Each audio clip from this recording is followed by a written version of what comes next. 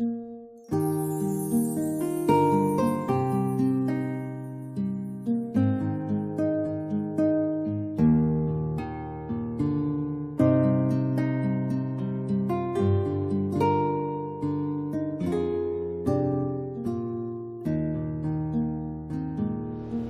salam sejahtera Bapak Ibu, Saudara sekalian.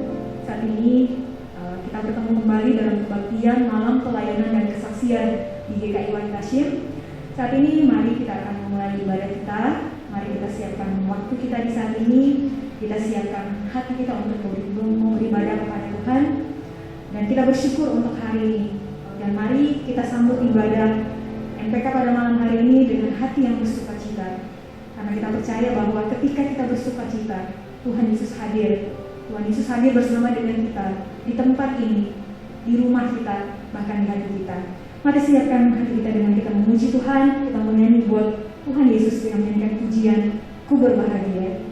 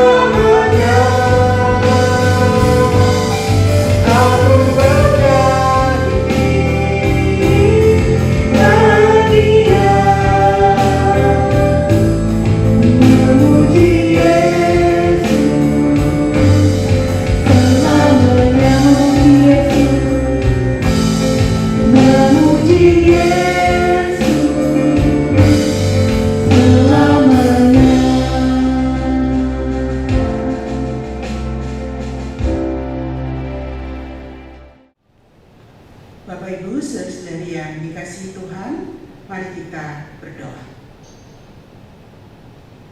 Maha besar Allah Bapa kami yang bertahta dalam kerajaan surga, kami bersyukur untuk kasih setia, penyertaan, serta tuntunan Tuhan bagi setiap kami di dalam menjalani kehidupan ini hari demi hari. Kami juga bersyukur ketika saat ini kami boleh dapat beribadah. Kami boleh memuji-muji nama-Mu lewat pujian yang boleh kami lantunkan ke hadapan-Mu. Dan kami juga akan mendengarkan kebenaran firman-Mu. Kami mohon ya Bapa, tolonglah setiap kami agar kami sungguh mengalami dan merasakan perjumpaan dengan-Mu. Kami juga mau berdoa dan menyerahkan hamba-Mu Pendeta Denny Prahesti. Tuhan memberkati seluruh kesiapan hamba-Mu, sehingga apapun yang akan hamba-Mu sampaikan sungguh boleh menjadi berkat bagi kami semua dan benar-benar berasal daripada Tuhan apa yang disampaikan oleh hamba-Mu. Terima kasih Bapa di sorga, hanya di dalam nama Tuhan Yesus Kristus Sang Juru Selamat kami yang hidup, kami berdoa. Amin.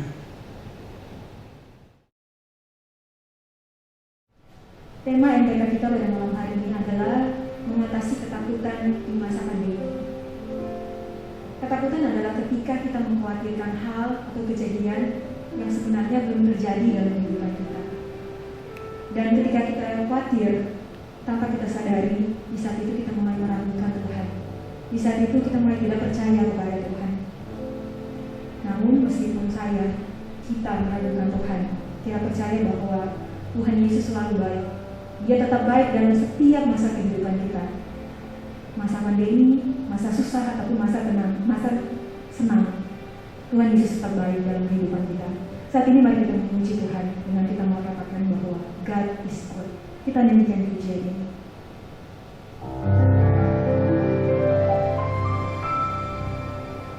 God is good all the time. He put a song of praise in this heart of mine. God is good all the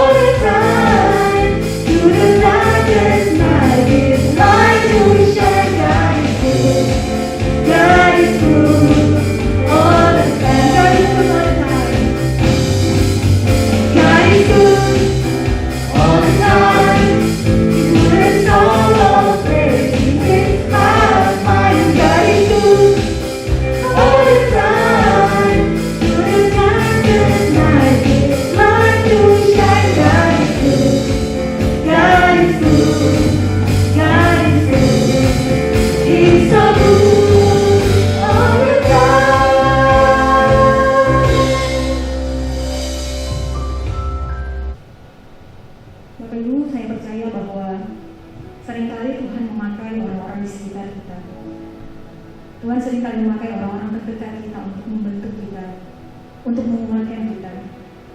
Dan yang menjadi kesaksian saya adalah anak saya berumur 4 tahun, Stefania, dia masih TK. Seringkali Tuhan memakai anak-anak saya untuk mengingatkan saya, menegur saya. Jadi ketika ada saat-saat di mana ketika saya marah, anak saya Stefania ini akan bilang seperti ini, "Mama, di hati Mama kan ada Tuhan Yesus. Mama nggak boleh marah-marah. Kan Tuhan Yesus sayang Mama. Mama berdoa." Dan ini seringkali dia katakan kepada saya, dan akhirnya saya menyadari bahwa Tuhan memakai anak saya untuk membentuk saya, untuk mengingatkan saya bahwa Tuhan Yesus baik buat saya. Di hati saya ada Tuhan, seperti kata anak saya. Dan saya percaya Tuhan juga menggunakan hal yang sama untuk membentuk saudara, untuk membentuk kita. Tuhan sering memakai orang-orang di sekitar kita untuk mengingatkan bahwa Tuhan baik, Tuhan masih peduli kepada saya dan kepada saudara. Saat ini saya rindu kita untuk boleh datang secara pribadi kepada Tuhan. Kita boleh berdoa secara pribadi kepada Tuhan. Sampai kita menyanyikan sebuah pujian yang boleh mengatakan bahwa kasih yang terindah telah kita terima dari Tuhan. Kasih yang terbesar telah kita terima dari Tuhan. Bukan karena kebaikan kita, bukan karena kehebatan kita, namun oleh karena anugerah Tuhan. Kita nyanyikan pujian ini bersama-sama.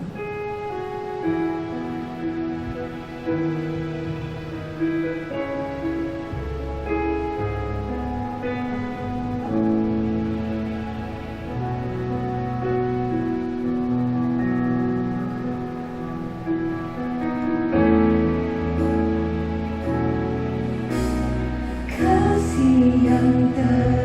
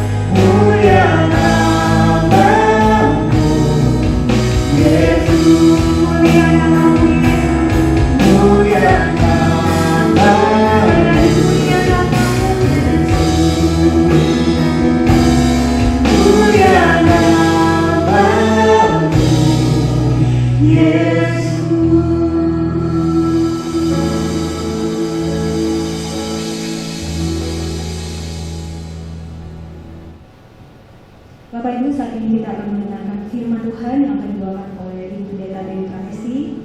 Mari kita siapkan hati kita untuk mendengarkan firman Tuhan dengan kita menyanyikan pujian dalam Yesus. Kita nyanyikan pujian ini bersama-sama.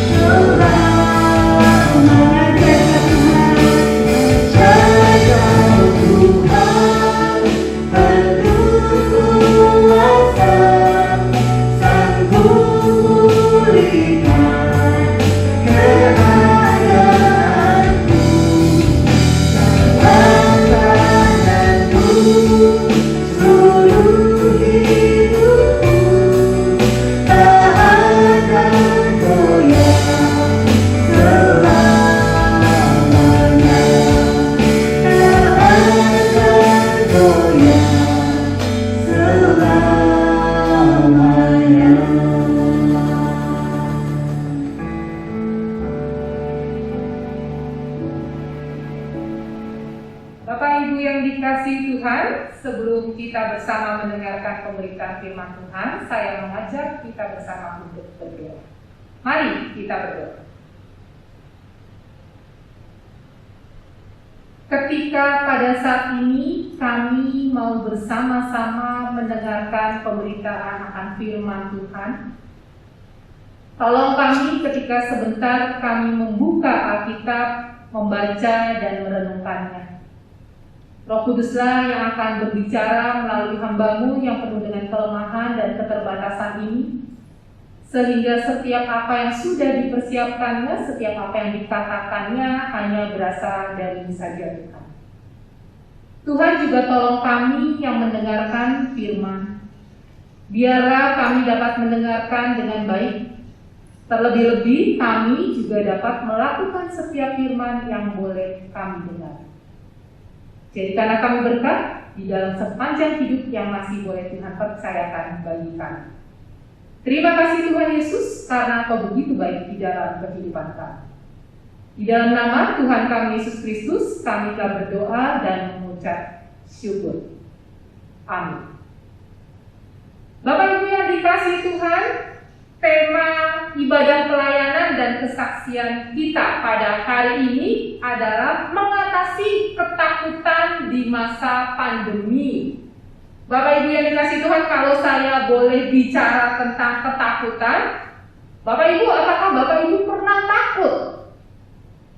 Pastinya Bapak Ibu pernah merasakan yang namanya takut. Saya juga sebagai seorang pendeta, ya. Bapak Ibu, ketakutan seseorang itu berbeda-beda, ya. Saya pernah mendapati Bapak Ibu ada seorang bapak yang ketakutan ketika balon mulai ditiup, Bapak Ibu. Jadi kalau kita pikir-pikir, hal yang biasa, gitu ya, balon yang mulai ditiup dan mulai membesar, lalu ketika berada di tengah-tengah ruangan, seorang bapak akhirnya keluar. Karena apa Bapak Ibu? Bapak itu takut kalau balonnya meletus dan pada akhirnya dia menjadi kaget, ya. Tapi itulah ketakutannya. Ada lagi Bapak Ibu, seorang yang ketakutan ketika melihat ayam atau hewan-hewan tertentu yang menurut kita biasa saja. Tetapi ternyata orang itu takut, ya. Atau juga mungkin hal yang lebih ekstrim Bapak Ibu, ada orang yang juga takut ketika berada di tempat ketinggian. Dan itu juga mungkin Bapak Ibu yang alami, gitu ya. Jadi kalau kita melihat ada seseorang yang, saya nggak berani naik kalau tinggi-tinggi, ya. Mungkin dia takut jatuh, mungkin dia trauma dan sebagainya. Ada juga Bapak Ibu orang yang takut ketika dalam situasi dan keadaan yang gelap. Anak saya Bapak Ibu yang pertama, ketika kami mau beristirahat malam, gitu ya, mau tidur, dan lampu kamar gelap, lampu di ruang meja makan, di ruang makan itu harus menyala Bapak Ibu. Kenapa? Gelap mah, takut. Padahal Bapak Ibu ada lampu, gitu ya, walaupun di luar ruangan, tetapi sinarnya cukup bisa terang lah, keadaan di kamar bisa terlihat, nggak gelap total, gitu. Tapi kata dia, takut mah, gelap. Ada apa sih takut, ya? Terkadang dia nyalain lampu Bapak Ibu, lampu ruang tamu, lampu meja makan dan juga lampu belakang supaya terang. Karena menurut dia gelap kan takut. Ada juga Bapak Ibu orang yang takut ketika mungkin berjalan di malam hari di tempat yang menurutnya mengerikan, gitu ya. Misalnya disuruh pergi atau melewati kuburan, atau juga mungkin melewati tempat yang sepi, takut, was-was, khawatir. Nah, Bapak Ibu, ketakutan seseorang ini bergantung akan begitu banyak hal, ya. Jadi kalau boleh saya katakan Bapak Ibu, bisa juga seseorang takut akan situasi tertentu. Begitu juga ada orang yang takut akan benda tertentu seperti yang saya katakan. Atau juga mungkin ada orang yang takut kepada tempat-tempat tertentu yang dianggap itu menakutkan. Tergantung dari orangnya. Kita mungkin menganggap, nggak takut, gitu ya. Saya berani lewat situ. Saya nggak takut ketika pegang ini dan pegang itu, gitu ya. Tapi ternyata menurut orang itu takut bagi saya. Dan pada saat ini Bapak Ibu, ketika kita mau bicara ketakutan secara umum yang kita sama-sama lalui, yaitu ketakutan akan pandemi COVID. Pandemi yang sudah sama-sama kita jalani sekitar 2 tahun yang lalu dan belum pergi, ya. Terkadang angka COVID turun, landai, dan situasi baik, ya. Tapi terkadang situasi menjadi menakutkan dalam tanda kutip bagi kita ketika angka COVID semakin tinggi. Kita takut jadi bepergian. Kita takut kalau kumpul-kumpul. Kita takut kalau ke suatu tempat. Dan pada akhirnya membuat kita menjadi tidak nyaman, ya. Hari ini Bapak Ibu kita mau berbicara bersama-sama tentang ketakutan di masa pandemi. Dan terlebih-lebih Bapak Ibu, bagaimana sih cara kita sebagai anak-anak Tuhan untuk dapat mengatasi ketakutan di masa pandemi ini. Bapak Ibu, saya mengajak kita bersama untuk membuka satu bagian dari firman Tuhan dari Injil Markus pasal yang keempat, ayat 35 sampai dengan ayat yang ke-41. Injil Markus pasal 4 ayat yang ke-35 sampai dengan ayat yang ke-41. Jika Bapak Ibu sudah mendapatkannya, saya akan coba bacakan untuk kita semua. Injil Markus pasal 4 ayat 35 sampai dengan ayat yang ke-41. Lembaga Alkitab Indonesia memberikan judul perikop ini, Angin Ribut Diredakan. Pada hari itu, waktu hari sudah petang, Yesus berkata kepada mereka, "Marilah kita bertolak ke seberang."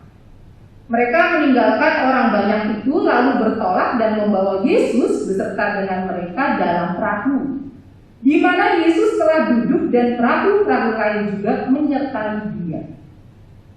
Lalu mengamuklah taufan yang sangat dahsyat dan ombak menyembur masuk ke dalam perahu, sehingga perahu itu mulai penuh dengan air. Pada waktu itu Yesus sedang tidur di buritan di sebuah tilam. Maka murid-muridnya membangunkan Dia dan berkata kepadanya, "Guru, Engkau tidak peduli kalau kita binasa." Ia pun bangun, menghardik angin itu dan berkata kepada danau itu, "Diam, tenanglah." Lalu angin itu reda dan danau itu menjadi teduh sekali. Lalu Ia berkata kepada mereka, "Mengapa kamu begitu takut? Mengapa kamu tidak percaya?" Mereka menjadi sangat takut dan berkata seorang kepada yang lain, "Siapa gerangan orang ini sehingga angin dan danau pun taat kepadanya?" Bapak Ibu, sejak dalam pembacaan firman Tuhan, berbahagialah kita yang mendengar, terlebih ketika kita melakukannya dalam hidup kita hari lepas hari. Bapak Ibu yang dikasih Tuhan, ketika kita mau bicara tentang Injil Markus pasal 4 ayat 35 sampai dengan ayat 41 ini, ya. Ini sebuah kisah yang menarik buat kita, yang mungkin juga sudah sering kali kita dengar. Dan ketika kita melihat di sini, kita mau bicara tentang ketakutan yang dialami oleh para murid.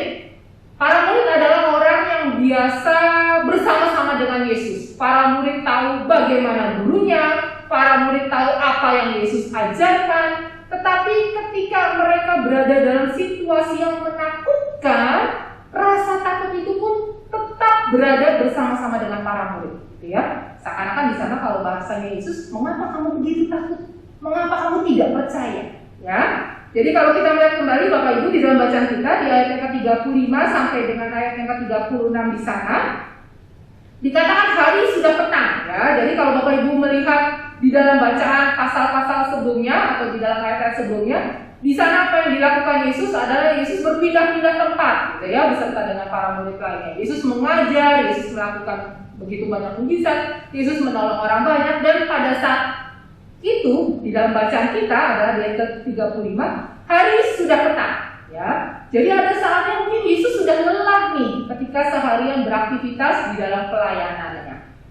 Yesus mengajak di sana, berkata kepada para murid, "Mari kita bertolak ke seberang." Mereka mau naik perahu nih, Bapak Ibu.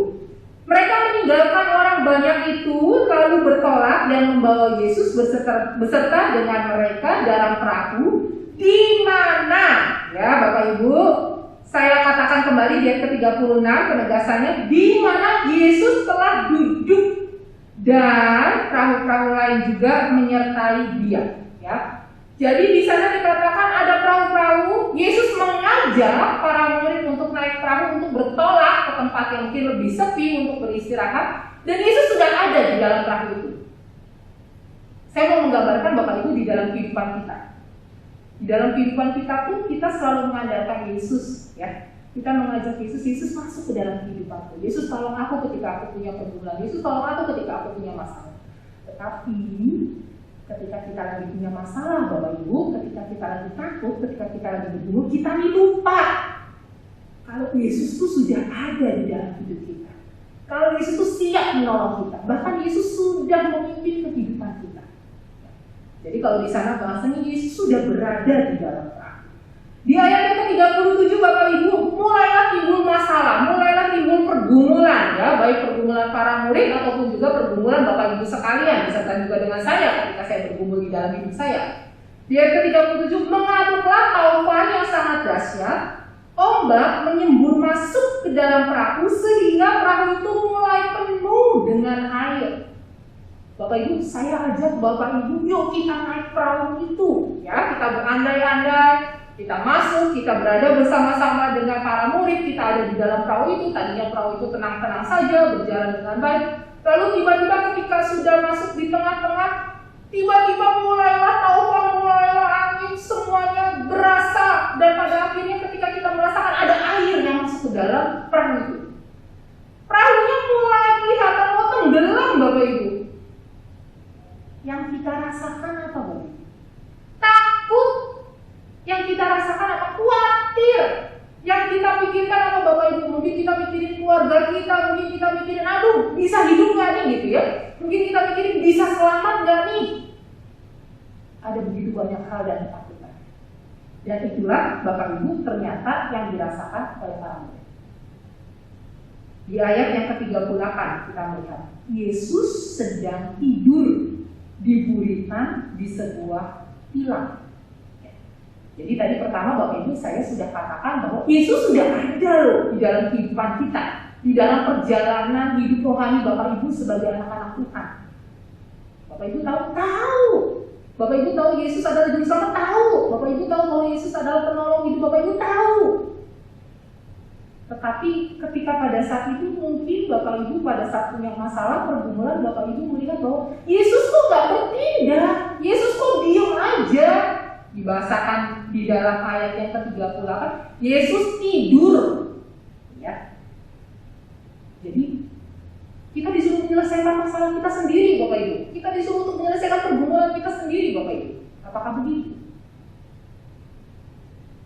Ayat 38, para murid membangunkan dia dan berkata kepadanya, Guru, engkau tidak peduli kalau kita binasa. Ya, jadi para murid di antara ketakutannya, di antara kekhawatirannya mau tenggelam perahunya, di antara mungkin kecemasan bakal hidup nggak nih, gitu ya. Di sana dikatakan bahwa Guru, kita ini lagi susah, ini kapal mau tenggelam, anak-anak tidur. Bahasanya kurang lebih seperti itulah, gitu ya. Makanya di sana dikatakan Guru, engkau tidak peduli kalau kita binasa. Bapak Ibu, di dalam bacaan kita di Injil Markus, kisah ini tuh punya kisah yang sama ya. Di dalam Matius pasal 8 ayat 23 sampai dengan ayat ke-27 dan juga di dalam Injil Lukas pasal 8 ayat 22 sampai dengan ayat ke-25 ya. Saya ajak Bapak Ibu yuk untuk buka dari Injil Matius pasal yang ke-8, Matius pasal 8 ayat 23 sampai dengan ayat yang ke-27. Bahasanya di Injil Matius ya Bapak Ibu ya. Tuhan, tolonglah kita binasa. Jadi para murid minta tolong. Ya, kisahnya sama Bapak Ibu. Tapi ini kan penulis berbeda-beda ya. Menuliskan berdasarkan apa yang ilhami oleh Roh Kudus ya. Jadi ketika dia menuliskan di sana di Injil Matius dikatakan Tuhan tolonglah kita binasa. Ada permintaan tolong ya, tolonglah. Tetapi di dalam bacaan kita di Injil Markus di sana dikatakan engkau tidak peduli kalau kita binasa. Kalau Bapak Ibu membaca sifatnya gimana tuh Bapak Ibu? Saya menangkap kesan kok sifatnya menghakimi Yesus gitu ya. Guru, kok engkau gak peduli ya kalau kita binasa? Padahal, apakah Yesus benar-benar tidak peduli? Ataukah Yesus mau melihat dulu nih, sampai seberapakah kepercayaanmu terhadapku? Ketika engkau punya masalah, ketika engkau punya pergumulan, bukan artinya aku gak peduli loh. Tapi kau sudah langsung judge aku bahwa aku tidak peduli. Di sana kita melihat para murid di dalam Injil Markus mengatakan, engkau nggak peduli kalau kita binasa. Ya. Kalau di Lukas, Bapak Ibu, di dalam Injil Lukas pasal 8 ayat 22, Lukas pasal 8 ayat 22 sampai dengan ayat ke-25, ya, secara khusus di ayat ke-24. Di sana para murid membangunkan dia, katanya, "Guru, kita binasa." Ya, ia pun bangun lalu menghadapi angin dan air yang mengamuk itu, sama, ya. Tapi di sana di dalam Injil Lukas dikatakan, "Guru, kita binasa." Ya, jadi kalau saya mau mengatakan ini lebih kepada sebuah teriakan gitu ya, sebuah ketakutan, sebuah ungkapan atau luapan ekspresi, "Guru, kita binasa." Ya, Tuhan tolong. Walaupun di sana tidak dikatakan ada kata tolonglah gitu ya, walaupun ya, seperti yang dikatakan di dalam Injil Matius. Tetapi mengapa yang menjadi menarik Bapak Ibu di dalam Injil Markus itu, dan mengapa saya mengambil bagian di dalam Injil Markus daripada saya mengambil di dalam Matius ataupun Lukas dalam bacaan dan tema kita pada hari ini? Seringkali itulah yang terjadi Bapak Ibu, ketika kita lagi punya pergumulan, ketika kita lagi punya masalah, kita nggak selesai-selesai, pergumulan dan masalah kita nggak selesai-selesai, kita langsung menghakimi, kita menjudge Yesus, kita menjudge Tuhan bahwa Tuhan nggak peduli terhadap masalah kita. Tuhan kok diam aja, kok tidur ya Tuhan? Kenapa masalahku kok nggak selesai-selesai? Sudah lama Tuhan. Aku bergumul akan sakitku, aku bergumul akan bisnisku, aku bergumul akan pekerjaanku, aku bergumul akan pendidikanku. Sudah 2 tahun. Keadaan keluargaku jatuh bangun akibat masa pandemi ini. Tapi mau Tuhan, kok tidak pulihkan? Kata orang ketika berdoa, pulihkan keadaanku. Lalu kembali lagi gitu ya. Tapi Tuhan ini udah lebih dari 2 tahun kok keadaan nggak berubah-berubah, begini-begini aja. Dan kita pada akhirnya menghakimi Tuhan. Tuhan, kok nggak peduli ya kalau aku binasa? Kok nggak peduli ya kalau aku nggak punya apa-apa? Kok nggak peduli ya kalau keadaan keluargaku jadi berantakan? Kok nggak peduli ya kalau bisnisku jadi melorot, jadi ambruk, jadi turun drastis dan sebagainya? Kita menghakimi Tuhan. Di sana di ayat ke-39, respon dari Tuhan. Ia pun bangun, mengharbit angin itu dan berkata kepada danau itu, "Diam, tenang." Ketika Tuhan berkata-kata, Bapak Ibu yang dikasihi Tuhan, angin itu reda, danau itu menjadi teduh sekali. Jadi kita melihat bahwa ada kuasa yang Yesus tunjukkan kepada para murid. Ketika dia menghardi, ketika dia mengatakan kepada alam, gitu ya, kepada angin dan danau, diam, tenang. Dan situasi kembali menjadi normal. Lalu dia berkata kepada mereka, "Mengapa kamu begitu takut? Mengapa kamu tidak percaya?" Bapak Ibu, ini menjadi hal menarik lagi di ayat yang ke-40 ya. Kata begitu takut diikuti dengan kata tidak percaya.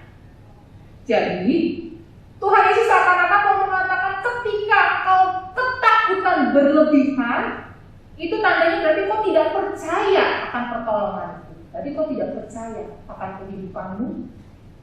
Ketika aku mengatakan aku memimpin hidup.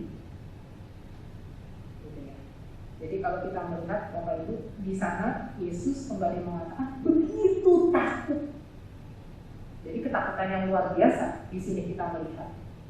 Sehingga di sana para murid enggak lagi mempercayai kuasa Yesus. Bapak Ibu yang dikasihi Tuhan, ketika saya mencoba untuk berandai-andai, ketika saya mencoba untuk menafsirkan dengan pikiran saya yang terbatas, saya mencoba untuk iya ya. Kok para murid bisa-bisanya ya nggak percaya sama Yesus? Kan para murid adalah orang-orang yang selalu bersama-sama dengan Yesus. Para murid tahu apa yang dilakukan oleh Yesus, mujizatnya, pengajarannya. Dan ketika pada saat itu Yesus juga berada bersama-sama dengan mereka di dalam perahu. Kenapa ya? Kok mereka bisa-bisanya nggak percaya kalau Yesus ada di situ dan Yesus bisa melakukan sesuatu untuk mereka? Karena ketakutan ketakutan itu begitu sangat melanda mereka. Ketakutan akan perahunya terbalik, ketakutan akan angin dan taupan yang mendera mereka, ketakutan akan mungkin pertanyaan mereka, selamat nggak nih? Sehingga mereka melupakan kehadiran Yesus. Ketika mereka tahu Yesus bisa melakukan hal yang begitu luar biasa, di sana ayat 41 dikatakan, siapa gerangan orang ini sehingga angin dan danau pun taat kepadanya. Ini mau menunjukkan bahwa Yesus pun berkuasa atas alam, bahwa Yesus pun bisa melakukan sesuatu untuk bisa menolong mereka. Bapak Ibu yang dikasihi Tuhan, tadi ketika pertanyaan saya di awal khotbah, saya mengatakan bahwa Bapak Ibu pernah takut nggak sih?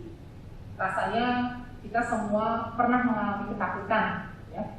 Entah mungkin tadi makanya saya katakan ketakutan setiap orang itu berbeda-beda. Nah, ketika kita melihat Bapak Ibu takut, boleh nggak sih Bapak Ibu kita takut? Boleh. Tetapi masalahnya adalah kita tidak boleh takut yang berlebihan. Kalau bahasa yang dipakai di dalam bacaan kita adalah begitu takut.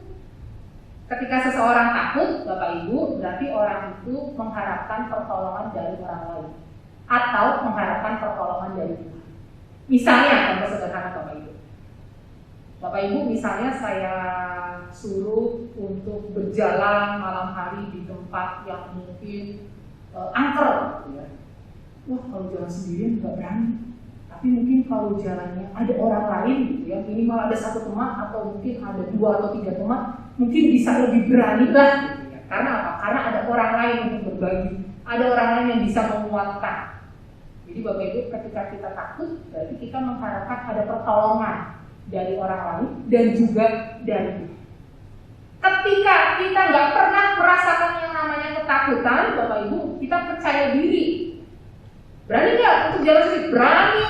Berani nggak untuk naik ke atas? Berani. Apa yang kamu takutin? Nggak pernah takut apa-apa. Pede, kita percaya diri, kita bisa mengalahkan semuanya. Akhirnya kita jadi mengandalkan orang lain. Perlu teman? Nggak perlu teman. Yakin bisa naik? Yakin. Yakin bisa jalan sendiri? Yakin. Bisa ngomong? Bisa. Nggak perlu orang lain. Kita tidak membutuhkan orang lain. Kita tidak berharap pertolongan dari orang lain. Dan mungkin juga kita tidak berharap pertolongan dari Tuhan. Tetapi ketika kita merasakan ada ketakutan, Bapak Ibu, kita merasakan ada suatu pengharapan. Kita merasakan ada suatu pertolongan yang kita harapkan berasal dari Tuhan ataupun dari orang lain. Dan ketika pada hari ini Bapak Ibu kita bicara tentang masa pandemi COVID, ya, yang sudah 2 tahun lebih bersama-sama dengan kita. Kalau saya mencoba untuk melihat Bapak Ibu, apa aja sih akibatnya ketika COVID berada bersama-sama dengan kita? Banyak keluarga-keluarga yang mungkin kehilangan anggota keluarganya karena mungkin terpapar COVID dan mereka mungkin punya penyakit bawaan dan pada akhirnya mereka meninggal. Banyak keluarga-keluarga yang harus bersedih. Tetapi ketika ada orang-orang di sekitar yang menguatkan, yang memberikan dukungan, doa, support, akhirnya menjadi kuat kembali. Bukan hanya kematian, Bapak Ibu. Di dalam pekerjaan, di dalam bisnis, banyak orang-orang yang di PHK.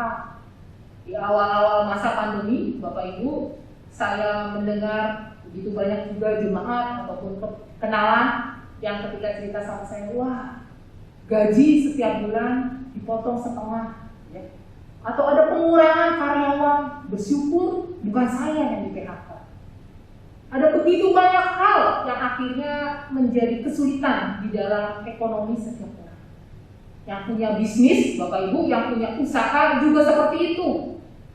Ketika harus mengalami masa yang sulit, mau melakukan bisnis, usaha, aktivitas, sulit karena masa pandemi ini. Terbatas aktivitasnya, apalagi kalau sudah angka COVID lagi naik. Lalu begitu banyak pembatasan-pembatasan yang harus dilakukan. Kesulitan, iya. Punya pergumulan, iya. Apakah hanya itu, Bapak Ibu? Enggak. Di dalam bidang pendidikan, Mungkin anak-anak kita, cucu kita, Bapak Ibu sudah 2 tahun gitu ya. Baru awal tahun pelajaran ini mereka baru bisa kembali lagi onsite di sekolah. Selama 2 tahun belajar online Bapak Ibu, kesulitan iya.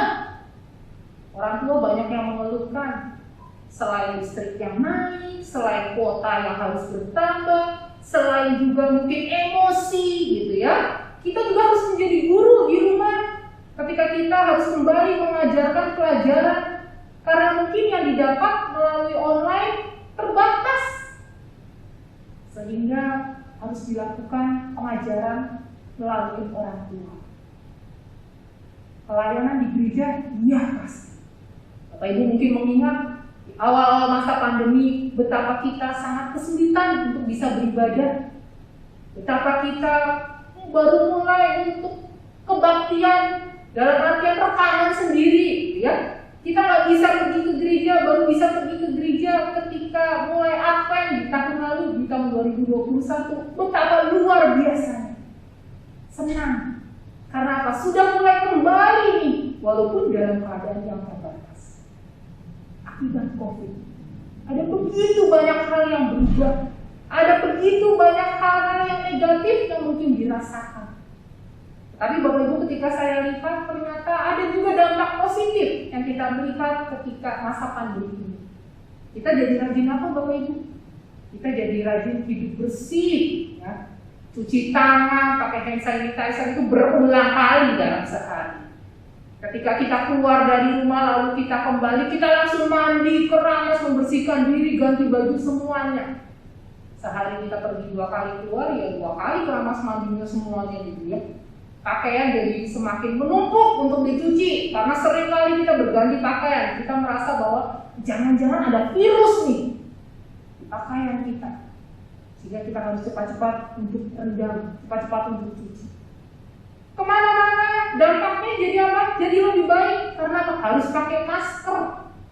Kalau dulu disuruh pakai masker supaya nggak polusi gitu ya, karena udara Jakarta yang mungkin begitu banyak polusi. Pakai masker wah sulit, rasanya berat. Tetapi sekarang ketinggalan masker, mau keluar rumah saja, oh iya ya, belum pakai masker. Harus kembali cari masker dulu di rumah. Rasanya kita sudah bisa menerapkan pola hidup yang sehat. Kita menjaga diri kita sendiri sehat, dan juga kita menjaga orang lain. Pola hidup sehat juga melalui makanan, melalui vitamin yang kita konsumsi hari lepas hari. Kita tahu bahwa imun tubuh kita harus selalu baik. Kita tahu bahwa kita harus selalu sehat supaya kita juga nggak mudah terserang penyakit. Divaksin sampai dengan 3 kali di booster, gitu ya. Kita lakukan supaya apa? Supaya kita tetap sehat, supaya kita terlindung, supaya kita aman. Kita lakukan. Jadi kalau kita melihat Bapak Ibu, kita juga bersyukur ternyata ada dampak positif yang kita rasakan ketika masa pandemi ini. Dan Bapak Ibu yang dikasihi Tuhan, terlebih-lebih apa yang harus kita lakukan ketika kita menjadi anak-anak Tuhan. Ketika masa pandemi COVID ini masih terus berada bersama dengan kita.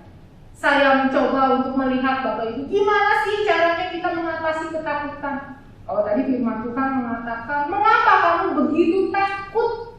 Jadi nomor 1 Bapak Ibu yang harus kita lakukan adalah kita harus selalu berpikiran positif. Jangan sampai stres. Jangan sampai ketika, aduh mau pergi ke sana takut, mau pergi ke situ takut, mau beraktivitas takut. Akhirnya di rumah saja. Bisakah kita melakukan sesuatu Bapak Ibu? Enggak bisa. Karena kegiatan dan aktivitasku harus dilakukan di luar rumah. Tapi aku takut. Jadi akhirnya kita nggak bisa jadi berkat. Begitu takut, stres. Akhirnya membuat tubuh kita, imun tubuh kita juga menjadi turun. Jadi yang pertama Bapak Ibu di sana dikatakan berpikir yang positif. Takut boleh? Boleh. Tetapi jangan begitu takut. Ya, katakan jangan, mengapa kamu begitu takut? Jadi Bapak Ibu jangan takut yang berlebihan kalau bahasa saya. Tetap berpikir positif, tetap hidup sesuai dengan apa yang Tuhan kehendaki. Yang kedua Bapak Ibu, tetap jalani rutinitas dan aktivitas kita. Ketika Bapak Ibu menjalani kegiatan Bapak Ibu bisa bertemu dengan kenalan Bapak Ibu bisa bertemu dengan orang-orang yang biasa bertemu dengan Bapak Ibu, dan beraktivitas, bekerja, melayani, Bapak Ibu mendapatkan sukacita tersendiri. Dan itulah Bapak Ibu yang membuat Bapak Ibu tetap sehat. Dan yang terakhir Bapak Ibu, yang ketiga adalah, kalau saya mau katakan Bapak Ibu, ini 3B di dalam 1 Tesalonika pasal 5 berkali-kali dikatakan ya Bapak Ibu. Jadi kalau 3B itu di dalam 1 Tesalonika pasal 5, bersukacitalah senantiasa, berdoa, tetaplah berdoa, dan terakhir bersyukurlah, mengucap syukurlah dalam segala hal. Ya, jadi kalau Bapak Ibu melihat dari ayat 1 Tesalonika pasal 5 ayat 16 sampai dengan 18, 3B, B yang pertama adalah bersukacita senantiasa, berarti setiap saat. Tetap berdoa. Berdoa Tuhan, tolong aku supaya aku dijauhkan dari segala yang tidak baik, dari segala virus, dari segala hal-hal yang bisa membuat aku sakit, dan aku mau melayani jadi berkat, aku mau beraktivitas jadi berkat, ya.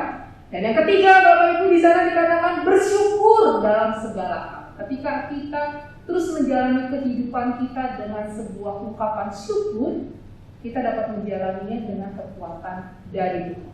Jadi Bapak Ibu, tadi seperti apa yang saya katakan, bagaimana cara kita untuk dapat mengatasi setiap ketakutan kita adalah kita tetap berpikir dengan baik, jangan stres, jalani setiap aktivitas Bapak Ibu, dan 3B. Bapak Ibu yang dikasih Tuhan, sebuah lagu di dalam NKB 189, di sana nanti kita akan bersama-sama menyanyikannya. Di sana dikatakan diberikan judul Pegang Tanganku, ya. Jadi ada kata-katanya yang mengatakan seperti ini Bapak Ibu. Oh juru selamat pegang tanganku, bimbinganmu yang aku perlu, beri pertolongan dan kuasamu, ya. Jadi Bapak Ibu, ketika kita merasakan ketakutan, ketika kita merasakan kekhawatiran, ketika kita merasakan kecemasan, di sana dikatakan ada juru selamat yang selalu memegang tangan kita, yang selalu membimbing kita dan memberikan pertolongan bagi kita. Kita bersama nyanyikan lagu ini.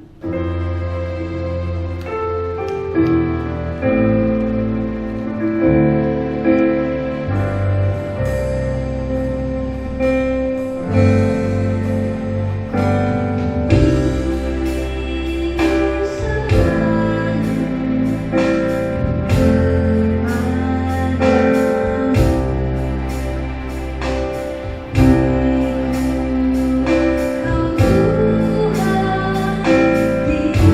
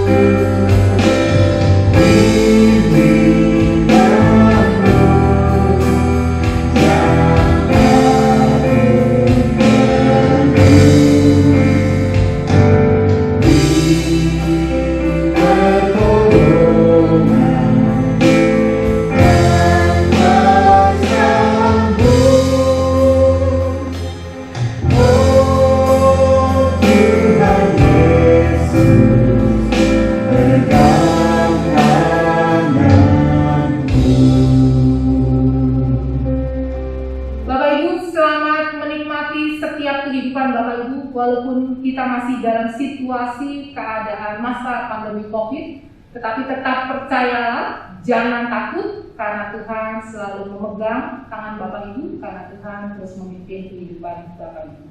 Tuhan menolong, Tuhan memberkati Bapak Ibu. Amin. Mari kita bersama berdoa.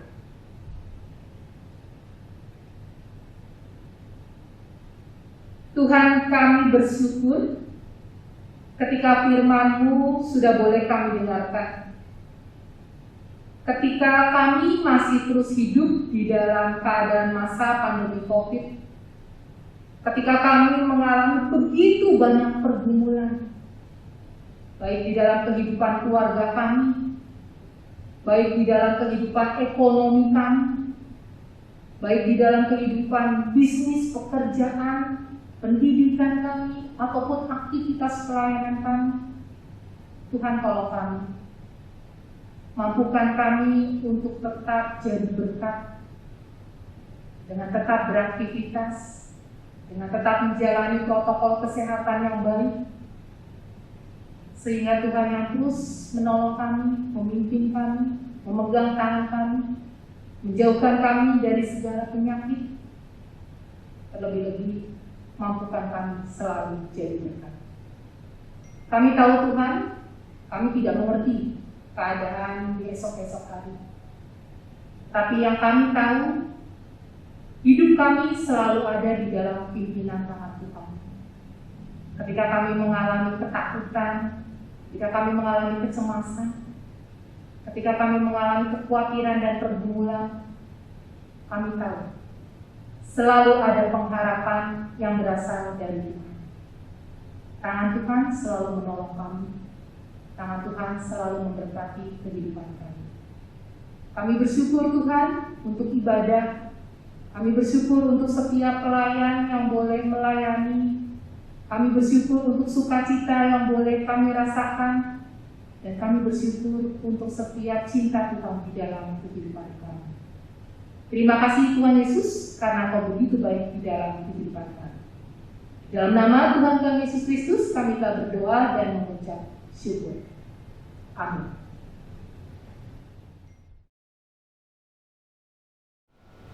Saat ini kita akan membawa persembahan kita kepada Tuhan. Mari kita menyanyikan pujian Besarlah Untukmu.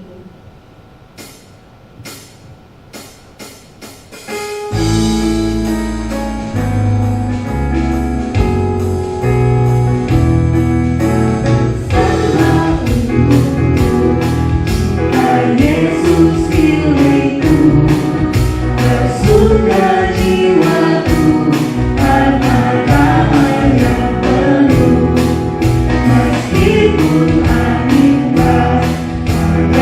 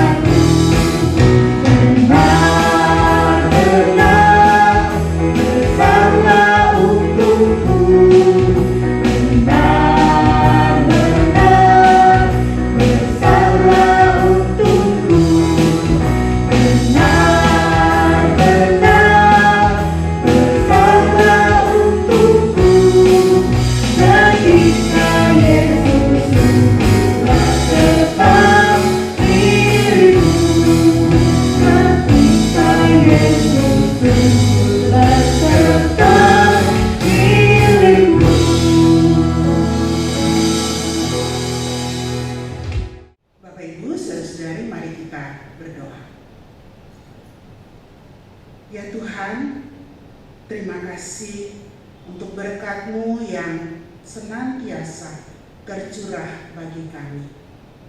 Terimalah persembahan syukur ini sebagai tanda taat dan setia kami untuk mempersembahkan seluruh kehidupan kami bagi kemuliaan-Mu. Jadikanlah seluruh karya hidup kami menjadi berkat bagi banyak orang. Dalam nama Tuhan Yesus Kristus, kami berdoa. Amin. Bapak Ibu Saudara sekalian, saat ini kita akan mengakhiri kebaktian Epaka kita pada malam hari ini.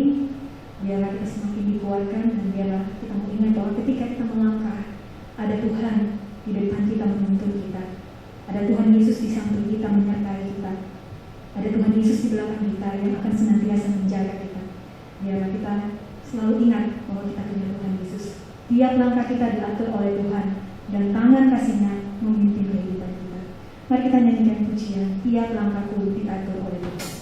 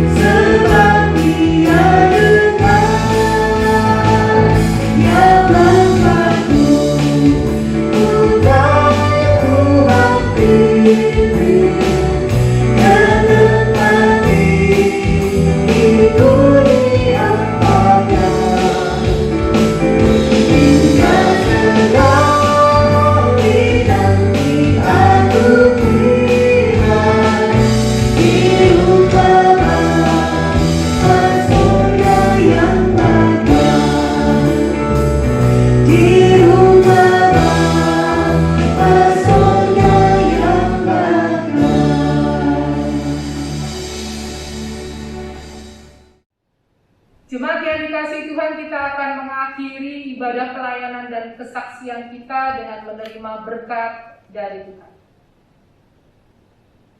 Kiranya kasih karunia dari Tuhan Yesus Kristus, kasih Allah dan persekutuan dengan Roh Kudus menyertai kehidupanmu dari sekarang sampai dengan selama-lamanya. Amin.